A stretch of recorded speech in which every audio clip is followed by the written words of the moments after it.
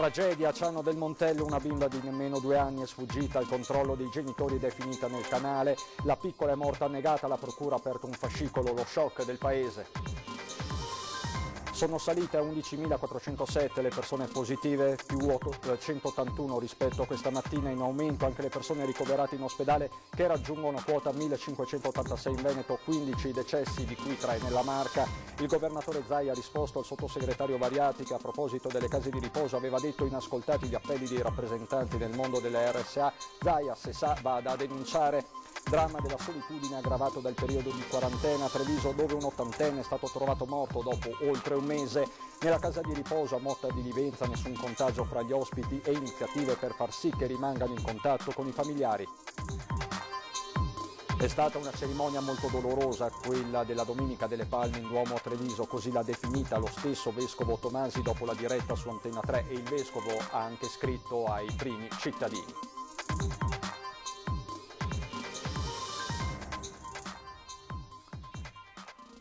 Bentrovati telespettatori di Antenna 3 Nord-Est per l'edizione trevigiana dei nostri telegiornali. In apertura c'è la cronaca, il terribile fatto che è successo nel primo pomeriggio di oggi a Ciano del Montello, dove una bimba è morta annegata. I particolari nel servizio di apertura.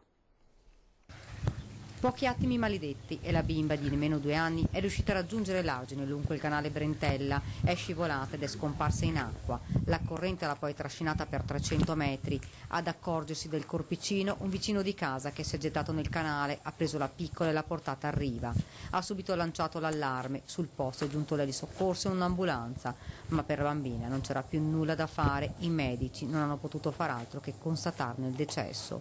La piccola è morta annegata. Un giallo drammatico sul quale si dovrà far luce. Le indagini sono al vaglio dei carabinieri. Secondo le prime testimonianze, la bimba stava giocando fuori in giardino con dei giochi assieme alla sorellina. All'esterno sembra ci fossero anche i genitori ed un parente.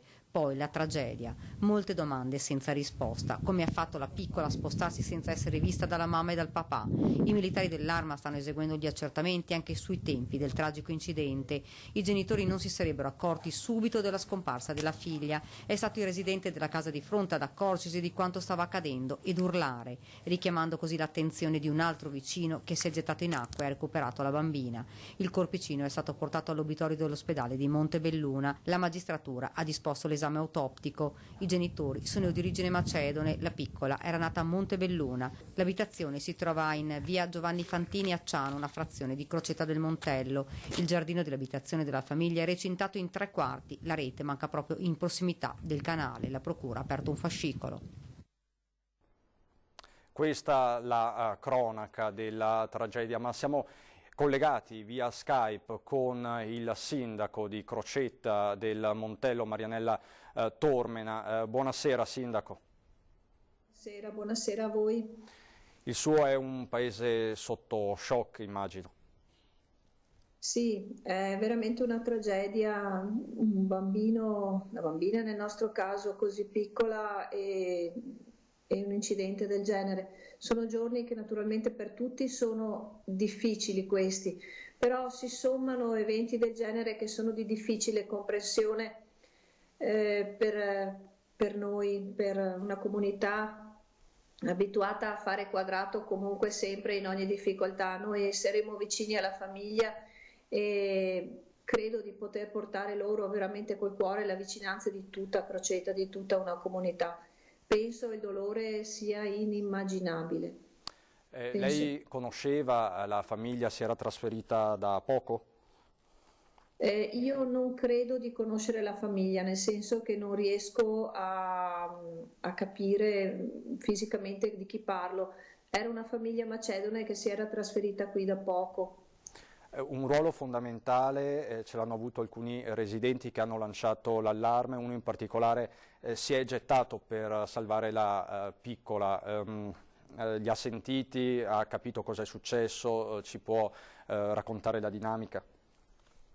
Non ho sentito direttamente le persone, ho capito che hanno visto il corpicino e quindi si sono gettati in acqua nel tentativo di salvarla. In quel punto lì è un tratto rettilineo di una derivazione del canale Brentella che poi va a costeggiare il bosco e arriva fino a Volpago, giù di lì.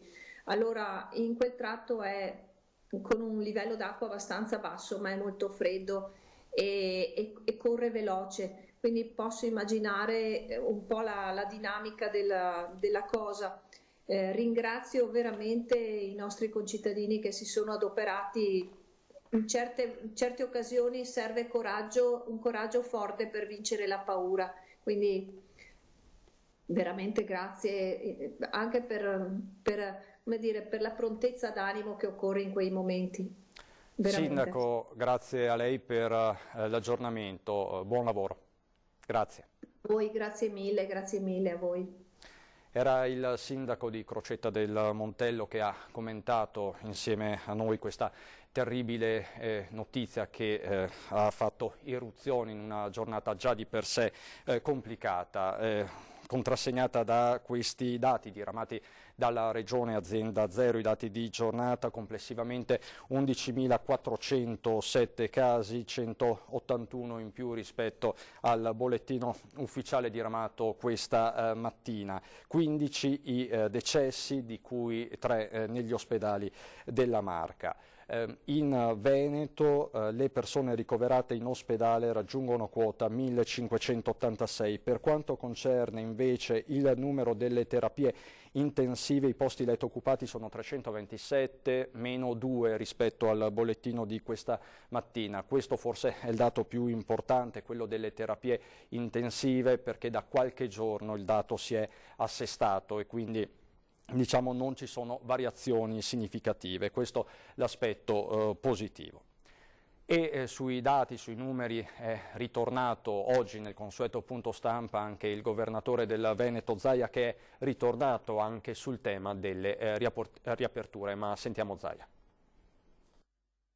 Una ragazzina di 11 anni ha avuto il trapianto di rene, quindi trapianto di rene vuol dire che la macchina dei trapianti continua a esistere nonostante il coronavirus. Una bella notizia nei giorni dell'emergenza, il trapianto riuscito con successo all'ospedale di Padova su una bambina di origini moldave di 11 anni.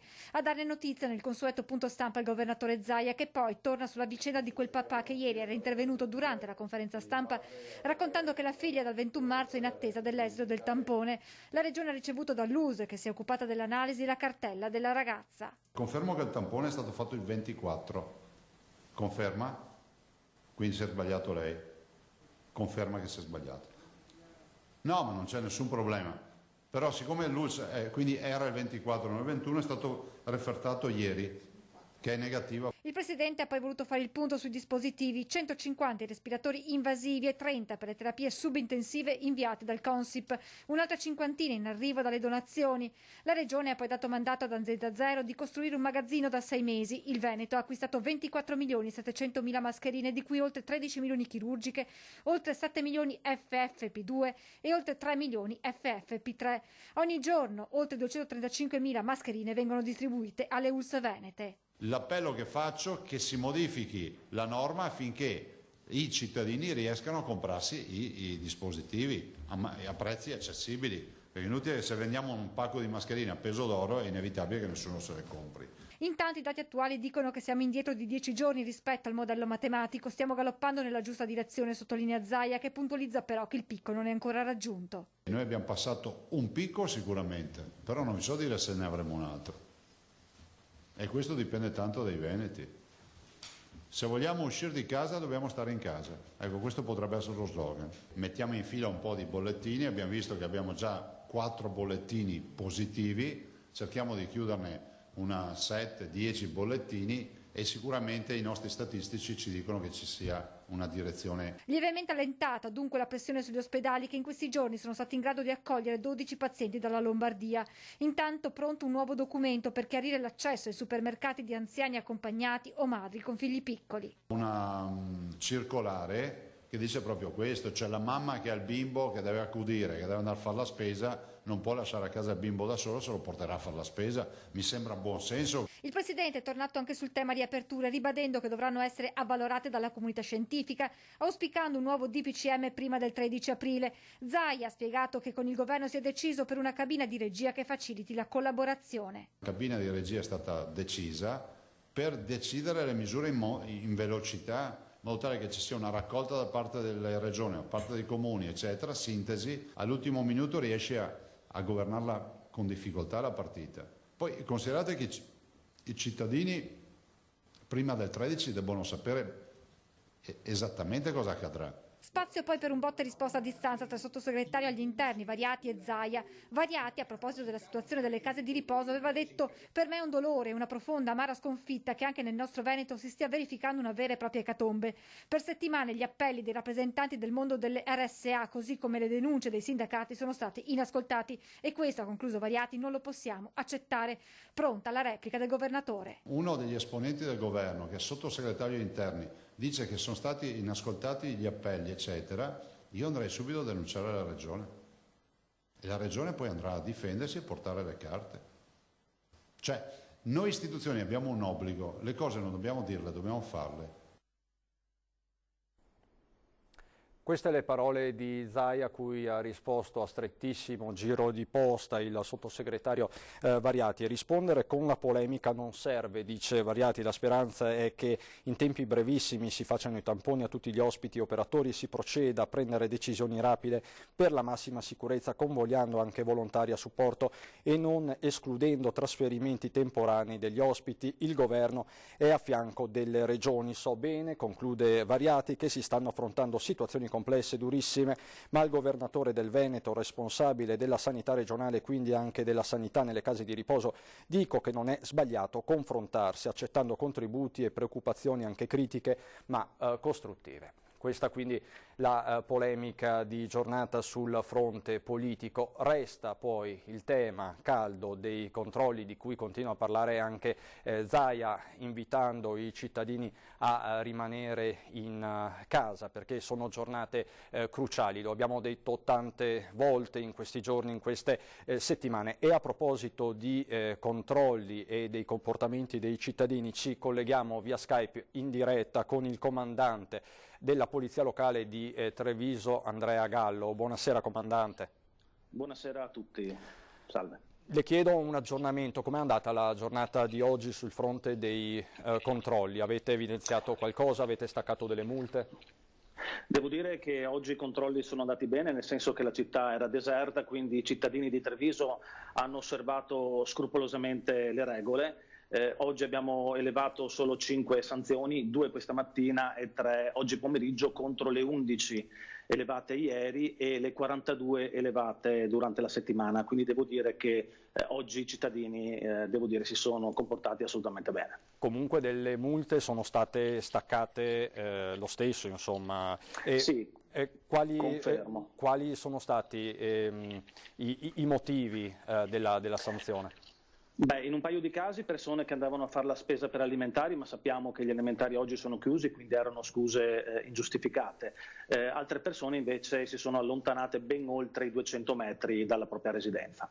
200 metri che voi calcolate in linea d'aria? Come, Sì, il raggio. Il Presidente Zaia ha specificato, bisogna calcolare il raggio. Quindi voi applicate questa ordinanza particolare della Regione. Sì. Multe che ricordiamo sono di quanto? Così per fare il Sono punto. Di 400 euro, se pagate entro 30 giorni diventano 280 euro. Se invece sono a bordo di veicoli la multa viene aumentata di un terzo. Il sindaco Mario Conte venerdì sera durante il nostro telegiornale ha annunciato una nuova ordinanza per obbligare i cittadini trevigiani a indossare una mascherina o quantomeno una protezione, non solo quando entrano nei negozi ma anche semplicemente andando in giro. Diventerà applicativa questa ordinanza? Come vi state muovendo?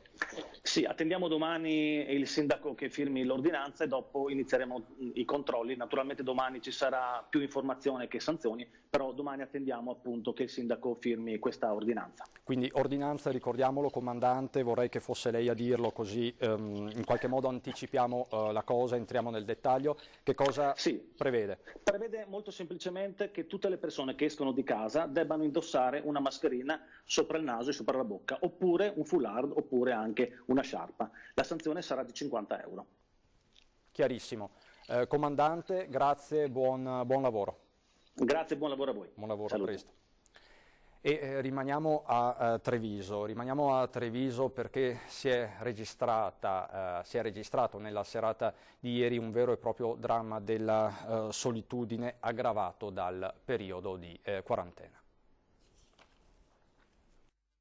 Alla fine sono stati i vicini, che inizialmente pensavano fosse rinchiuso in casa in quarantena, a chiamare la polizia, non vedendolo uscire nemmeno per fare la spesa o per le commissioni più urgenti, ma quando gli agenti della squadra volante con i vigili del fuoco sono entrati nell'appartamento in Viale Nazioni Unite a Treviso, hanno scoperto che Renato Pusceddu, pensionato ottantenne, era morto da almeno un mese, sul posto anche il personale del SUEM 118, un dramma della solitudine aggravato dal periodo di cosiddetto distanziamento sociale che ha portato chi gli viveva accanto a pensare che l'uomo fosse semplicemente barricato in casa, così come la maggior parte della popolazione. Ad aggravare la situazione anche il fatto che l'uomo vivesse da solo, lontano dai parenti. L'ottantenne, al momento del ritrovamento, si trovava in avanzato stato di decomposizione. Solo l'autopsia potrà stabilire esattamente le cause del decesso. Il medico legale per ora è escluso una morte violenta. Adesso per noi c'è un breve break pubblicitario.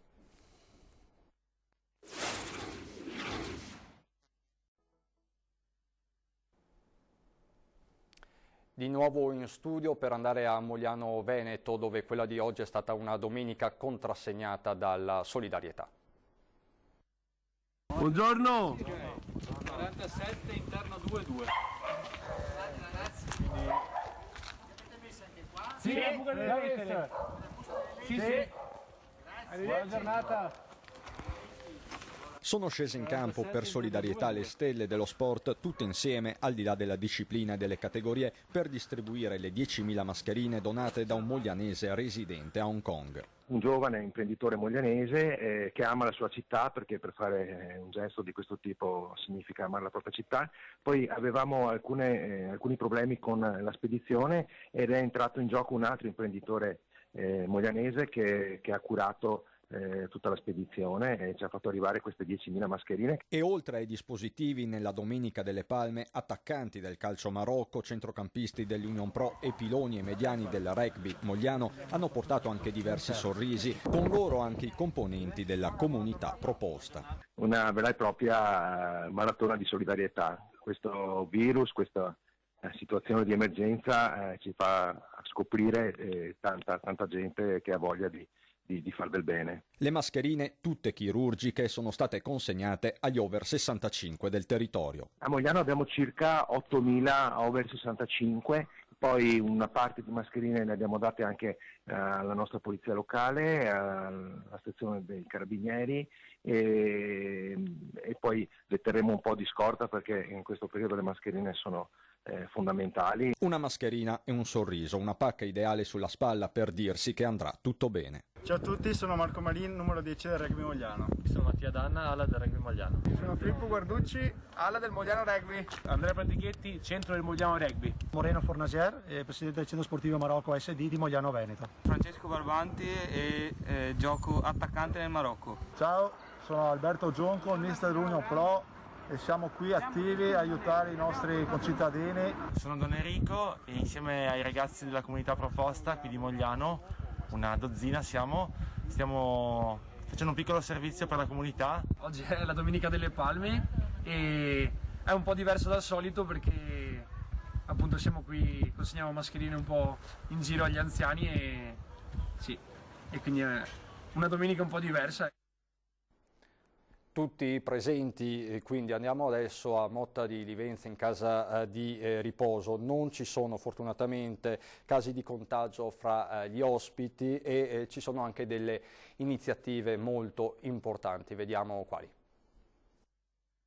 Dal 6 marzo la casa di riposo Tomitano e Boccassina a Motta di Livenza è blindata. Nessuno entra se non il personale autorizzato per salvaguardare gli ospiti. 143 anziani che stanno tutti bene, nessun contagio fra loro. Un'ottima notizia visto che in questo momento ad essere maggiormente in difficoltà sono proprio le case di riposo. 2 ospiti per motivi di salute, ha spiegato il direttore Giovanni Salemi, sono stati portati in ospedale ma al loro rientro in struttura il tampone era negativo. Sul fronte del personale solo 3 operatori sono andati in quarantena per essere venuti a contatto contatto all'esterno della casa di riposo con dei positivi, ma anche in questo caso tutto si è risolto. È stato inoltre organizzato un piano di emergenza qualora venisse un contagio. Abbiamo trovato anche, noi siamo beneficiari di un corso per operatori sociosanitari all'interno della casa. Abbiamo fatto addirittura una richiesta estesa a tutti gli operatori sociosanitari che qualora fossimo in difficoltà col personale, perché la cosa può accadere ai noi, no? Se loro fossero stati disponibili. Su 27 iscritti, in 16 hanno dato l'adesione. Un senso di responsabilità davvero importante in questo momento di emergenza, ma questo non è tutto.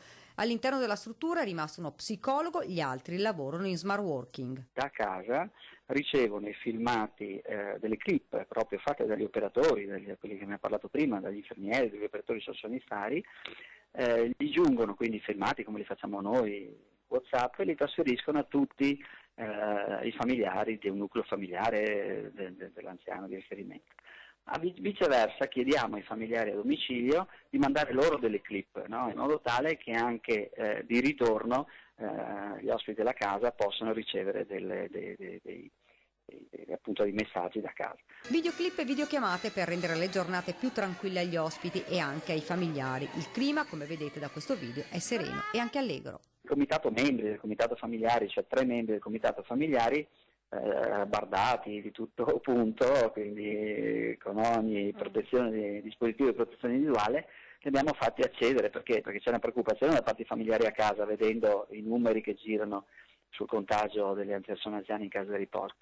Sono sedute all'interno della casa e gli anziani, vedendo questi familiari tutti bardati, ha paura di trattare il virus, ti fiolle chi sei tu, no, perché non riuscivano a riconoscerli. Ecco, quindi il clima mi pare di umore estremamente positivo.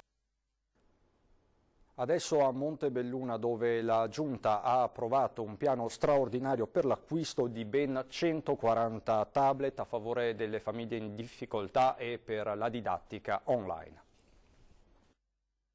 Abbiamo stanziato 14.000 euro per fornire appunto in comodato d'uso gratuito 140 tablet e 140 SIM da 20 giga al mese per aprile, maggio e giugno, che verranno consegnati ai 2 istituti comprensivi e distribuiti alle famiglie in difficoltà degli alunni delle scuole elementari e medie per sostenere la didattica digitale. La didattica digitale si fa se ci sono gli strumenti, da qui il piano del Comune di Montebelluna per sostenere tutte le famiglie in un momento di grande difficoltà. Perché nessuno deve rimanere escluso, tutti i bambini devono avere la possibilità di seguire la didattica digitale, non possono esistere bambini di serie A e bambini di serie B. Oltre ai tablet, gli aiuti riguarderanno altri aspetti della vita familiare e scolastica. Saranno per esempio conteggiati i giorni effettivi di non utilizzo del trasporto scolastico con conseguente sconto sulla tariffa o rimborso, bloccato il sistema online di acquisto dei pasti nelle mense scolastiche. Sul fronte della prima infanzia, le famiglie con figli all'asilo nido comunale sono esentate dal pagamento totale delle rette per i giorni di chiusura, mentre per le scuole paritarie si andrà ad anticipare il contributo comunale per il 70% dell'importo annuale complessivo, ovvero 189.000 euro su 270. Si tratta di una prima tranche di aiuti che vanno a sommarsi e a integrare il sistema del sostegno alimentare avviato dal governo. Resta il numero crescente dei nuclei in difficoltà che stanno bussando alle porte del comune. Le famiglie che hanno difficoltà in quest'ultimo periodo sono ovviamente le famiglie monoreddito, le famiglie dove non c'è un reddito, gli autonomi, quindi artigiani e partite IVA che in questo periodo sono chiusi, non possono ovviamente lavorare e quindi si ritrovano in difficoltà. È una situazione complicata, difficile, ma ovviamente siamo pronti ad affrontare tutte queste necessità. Certo, speriamo che il governo ci dia delle risorse maggiori per affrontare, come dire, in modo migliore tutta questa situazione. Iniziative di solidarietà si susseguono in tutti i comuni della Marca, da Gaiarine a Castelfranco. Come accade sempre nelle situazioni di emergenza, i veneti si dimostrano campioni di solidarietà con tante iniziative, vuoi per aiutare la sanità, vuoi per sostenere le famiglie più disagiate. A Gaiarine domani verrà aperto il conto corrente nel quale i cittadini potranno donare per raggiungere un obiettivo che il sindaco Zanchetta ha definito ambizioso: raccogliere 66.000 euro necessari per l'acquisto di una postazione completa di terapia intensiva. Giovedì scorso, proprio durante la nostra diretta, il primo cittadino aveva annunciato l'iniziativa e in pochi giorni la risposta è stata significativa. Senza il conto siamo arrivati a 5.811 euro. 11 euro donati da un piccolo cittadino di Gaiarine che ha consegnato i suoi risparmi ad una consigliera comunale allegando un biglietto nel quale spiega il calcolo che lo ha portato a questa cifra. Gli ha detto alla consigliera 66.000 euro è il costo del posto in terapia intensiva, diviso 6.100 che siamo gli abitanti sono 11 euro. Ha rotto il salvadanario, aveva 8 euro e ha chiesto al papà se gli prestava i 3 euro mancanti. E proprio a Gaiarine questa mattina una cittadina ha voluto celebrare la Domenica delle Palme addobbando la piazza del paese. A Castelfranco invece il comune ha deciso di aprire un conto corrente per sostenere le famiglie che a causa del coronavirus si sono trovate in difficoltà economiche. Un conto corrente per raccogliere eventuali donazioni che arrivassero da cittadini che vogliono appunto fare qualche donazione. Le donazioni in denaro che andranno in quel conto corrente lì andranno sempre a supporto dei bisogni alimentari di queste famiglie che sono andate in difficoltà. Invito coloro che vogliano dare un contributo a farlo, potranno godere anche delle defiscalizzazioni di legge, quindi è un supporto all'emergenza che sarebbe gradito. Ma la solidarietà dei cittadini passa anche attraverso altri tipi di donazione. Le raccogliamo e le destiniamo prioritariamente alle volontà di chi fa la donazione in linea di massima. C'è chi ha portato dell'acqua all'ospedale per gli operatori per dissetarli, chi dona mascherine, chi dona prodotti alimentari, lo stesso da distribuire ai volontari, macchinette del caffè. Ci sono delle signore pensionate che si sono messe a fabbricare mascherine nel momento in cui l'emergenza era alta, ancorché sia ancora da lavorarci sul recupero delle mascherine, ma signore che producevano 300-400 mascherine al giorno da destinare magari alle imprese piuttosto che a chi ne facesse richiesta. Vediamo ora le nuove modalità di conferimento di rifiuti per i pazienti in quarantena e per quelli positivi al Covid-19. Il coronavirus ha condizionato la vita di ognuno di noi, modificando anche quelle che erano le normali modalità di raccolta dei rifiuti, perché da quando è scoppiata l'emergenza, per i pazienti in quarantena e soprattutto per coloro che sono risultati positivi al Covid-19, è stato necessario rivedere le disposizioni per lo smaltimento dei dispositivi adottati in casa dei cittadini. Per i presidi, per i rifiuti derivanti dalle mascherine e tutti questi materiali qui, e per i positivi i rifiuti devono essere messi con il secco, confezionati in maniera che non si confondono con gli altri, in modo tale che siano ben chiusi, sigillati. Il materiale dovrà essere conferito nel bidone del secco, visto, spiega poi il presidente Baldin, che gli svuotamenti di questi rifiuti avvengono meno frequentemente, laddove vi sia bisogno i cittadini possono contattare Contarina. Deve chiamare, abbiamo messo dei numeri da chiamare perché vengono fatti dei prelievi straordinari in più. C'è poi un altro aspetto legato al coronavirus, perché le misure per il contenimento dell'epidemia hanno previsto anche la chiusura degli ecocentri, ma molti cittadini lamentano l'impossibilità di smaltire rifiuti di grosse dimensioni, frutto magari di lavori effettuati in casa, approfittando di questi giorni di quarantena. Le nostre aperture sono collegate a quelle che sono le possibilità di movimento. Chiaramente questi non sono cose essenziali. Adesso le aperture sono per le esigenze primarie essenziali. Li accumuliamo da parte, cerchiamo di fare in modo che non ci ingombrino troppo, altrimenti uno si limita anche nel procurarseli. Capiamo che come chi fa l'orto approfitta di tante cose per fare pulizie straordinarie, per liberare tanta roba, ma il conferimento poi non può essere considerato una esigenza straordinaria che va in deroga alle limitazioni, per cui le limitazioni ci saranno. Quando si riaprirà, riapriremo anche noi. una Domenica delle Palme dolorosa, una celebrazione dolorosa, così l'ha definita lo stesso vescovo Michele Tomasi ai microfoni di Lucio Zanato dopo la diretta della Santa Messa delle Palme su Antenna 3, e il vescovo ha anche voluto scrivere una lettera ai primi cittadini della Marca.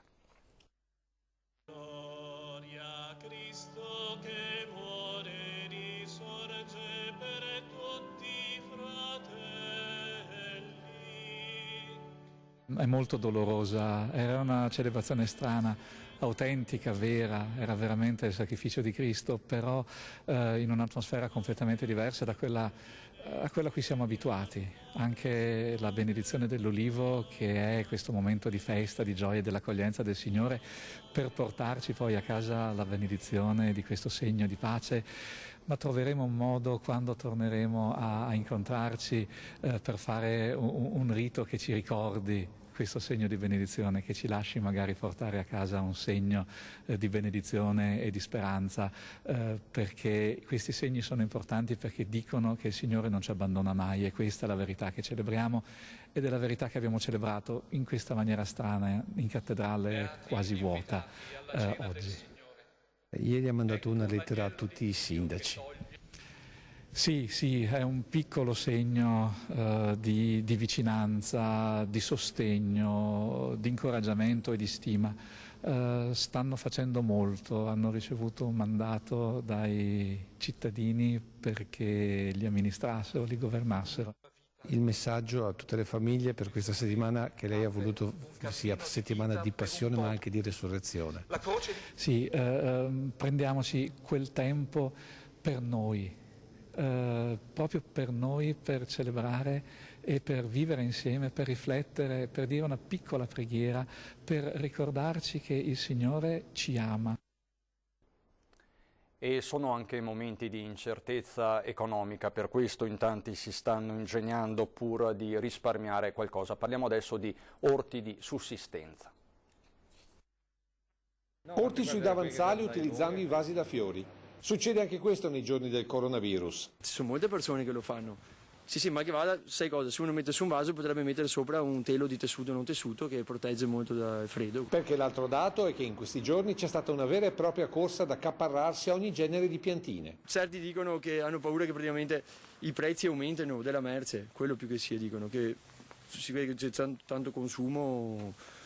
E allora si fanno l'orto per... sono a casa, hanno tempo e fanno l'orto. Potremmo definirli orti di sussistenza, che molti sono tornati a fare in un angolo del giardino, prevedendo un'estate rigida sotto il profilo economico. Parte per essere un hobby, però dopo diventa anche una cosa importante per la famiglia. Diciamo che con la prospettiva che non si sa cosa può esserci nel futuro, la gente, le famiglie, alle famiglie l'orto è diventato una cosa necessaria. Così necessaria che nonostante l'ordinanza della Regione, che vieta la vendita di piantine se non portate direttamente a casa, in tanti bussano, peraltro inutilmente, alla porta di Adriano Peron per il proprio orto.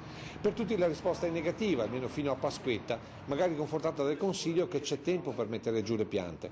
Sono soprattutto gli anziani a non darsi per vinti, arrivando a confidarsi così con il vivaista. È vero che qualche anziano dice: vengo a prendermi le piantine perché non so se il prossimo mese posso acquistare la verdura e la frutta. È verissimo, perché la pensione è quella che è e di conseguenza anche andare dal fruttivendolo a prendersi la sua roba ha dei costi, avercela a casa fuori dalla porta è un'altra cosa. Ecco perché fino a venerdì era costante la richiesta di ogni tipo, dalle zucchine alle cipolle, dai pomodori all'insalata, che piantata adesso molti sperano sarà pronta sul davanzale o in terrazza per la fine del contagio, quando si tornerà a lavorare e soprattutto ad avere qualche certezza sul futuro. C'è tanta gente che si fa la verdura anche su vaso? Sì, ci sono persone. Chi abita su un appartamento e una bella terrazza può farlo. In ultima battuta vi ricordo i dati, la contabilità del contagio stando all'ultimo report della Regione del Veneto. Siamo a 11.407 persone positive, 181 in più rispetto al report di questa mattina. In aumento anche le persone ricoverate in ospedale, che raggiungono quota 1.586 in Veneto. Diminuiscono i posti letto invece in terapia intensiva. 15 decessi registrati nelle ultime 12 ore, di cui 3 nella Marca, negli ospedali di Treviso, Oderzo e Conegliano. Questo è l'aggiornamento, adesso per noi ci sono le previsioni del tempo, ritorniamo in diretta, ci sarà Daniela Sizia dopo la pausa pubblicitaria. Adesso le previsioni del tempo, grazie per l'attenzione, buona serata.